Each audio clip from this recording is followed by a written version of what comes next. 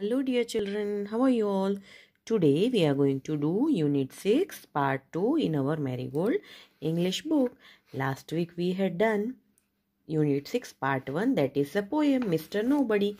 And today we are going to do a nice lesson. We are on page 96. Here you can see Curly Locks and the Three Bears. Children, you will write the date first of all and then we start. Curly Locks and the Three Bears. Once there was a girl with curly hair. Her name was Curly Locks. One day she went into the forest near her house. She saw a cottage.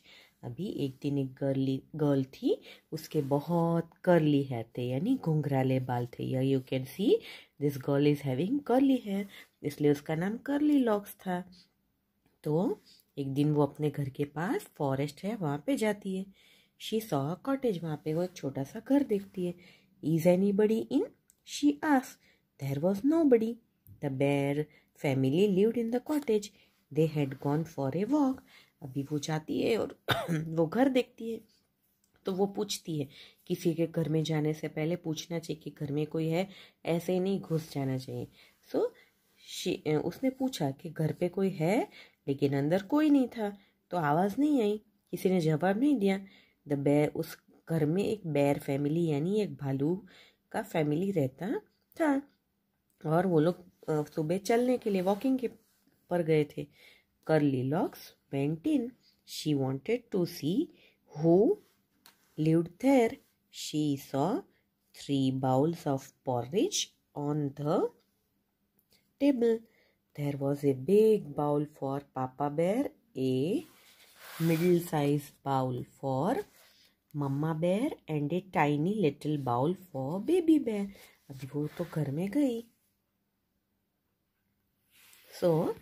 उसने पूछा और कोई नहीं था. तो curly locks तो अंदर गई. तो उसने देखा कि वहाँ कौन रहता है, वो उसको देखना था. उसने देखा कि टेबल पे 3 बाउल्स है और उसमें पॉरेज है. पॉरेज यानी एक टाइप का फूड आइटम है, थोड़ा लिक्विड और होता है और वो खा सकते हैं. तो उसने देखा एक बड़ा बाउल था, वो पापा बेयर के लिए था. एक मीडियम साइज का बाउल था, वो मम्मी बेयर के लिए था. और एक छोटा सा बाउल था, वो बेबी बेयर के लिए था. See here you can C, right, this is for पापा bear, this is for mama bear, and this is for baby bear. Then Curly Locks was hungry. She ate the porridge from the big bowl. It was very hot. She ate from the middle-sized bowl. It was too cold. She ate from the tiny little bowl. It was just right. फिर curly locks को तो बहुत भूख लगी थी, तो वो अंदर जाती है और खाने बैठती है. तो उसने पहले बड़े पापा बेयर के बाउल में से खाया, तो वो बहुत गरम गरम था. फिर मम्मा बेयर के में से खाया तो वो बहुत ठंडा था. तो बेबी बेयर के उसमें से खाया बाउल में से, तो वो एकदम बराबर था, ना बहुत गरम ना बहुत ठंडा. So curly locks ate up all the porridge. Then she went to the bedroom. There was a big bed for Papa Bear, a middle-sized bed for Mama Bear, and a tiny little bed for Baby Bear. The big bed was hard. The middle-sized bed was too soft, but the tiny little bed was just right. तो क्या होता है, फिर वो खाती है तो जो छोटा बाउल होता है उसमें से बहुत अच्छा होता है, तो वो पूरा खा जाती है. कर्ली लॉक्स सारा पॉरेज खा जाती है. फिर वो बेडरूम में जाती है. वहाँ एक बड़ा बेड था पापा बेयर के लिए, एक मिडिल साइज बेड था मम्मा बेयर के लिए, छोटा बेड था बेबी बेयर के लिए.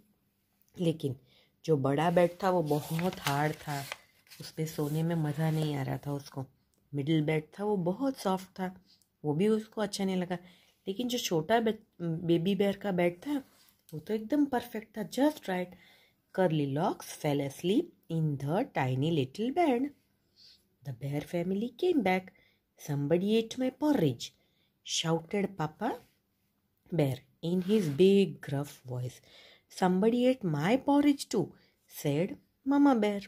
Somebody finished all my porridge, said Baby Bear in his tiny little voice. अभी वो तो सो गए आराम से छोटे से बेड में। फिर बेयर फैमिली वापस आते हैं, तो उनको भूख लगी थी तो खाने जाते तो देखते तो पॉरिज कोई खा गया है। तो पापा बेर जोर से चिल्लाते एकदम गुस्से में कि कोई मेरा सारा पॉरिज खा गया। फिर मम्मा बेर भी बोलती है अरे मेरा पॉरिज भी कोई खा गया। तो बेबी बेर भी बोलता है हाँ मेरा पॉरिज भी कोई पूरा खा गया है। The bear family went to the bedroom. Somebody slept in my bed, shouted Papa Bear in his big gruff voice. Somebody slept in my bed too, said Mama Bear. Somebody is sleeping in my bed, said Baby Bear in his tiny little voice. Curly Locks woke up. She saw the three bears. She jumped down and ran out of the cottage as fast as she could.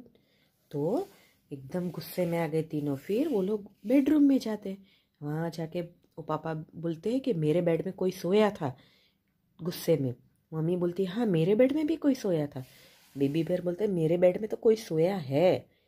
तो curly locks इतना आवाज़ सुन के एकदम उठ जाती है और तीनों बेर्स को देख के डर जाती है। बिस्तर में से झंप करती है बेड में से और जल्दी से घर के बाहर भाग जाती है। जितना तेज भाग सकती है उतना भाग कर चली जाती है।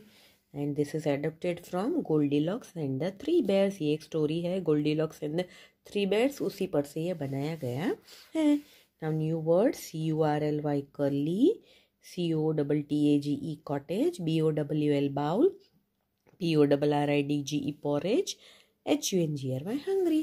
Children, I hope you understood the lesson. Try to read the lesson and understand it. Okay children, bye bye, take care.